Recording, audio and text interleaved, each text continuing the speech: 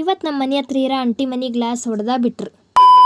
ನಮ್ಮ ಮಮ್ಮಿ ನೋಡ್ರಿ ದೋಸೆಗೆ ಜಮಾಸ್ ಖಾರ ಪುಡಿ ಕೊಟ್ಟತಿ.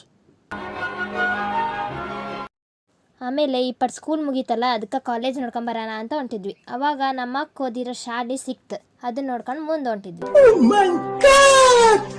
ಸಾಕಾಗಿ ಮನೆಗೆ ಬಂದು ಕುಂತಿದ್ದೆ. ನಮ್ಮ ಅಪ್ಪಾಜಿ ಚಿಗ್ಳಿ ಮಾಡ್ಕೊಂಡು ಬಂತು.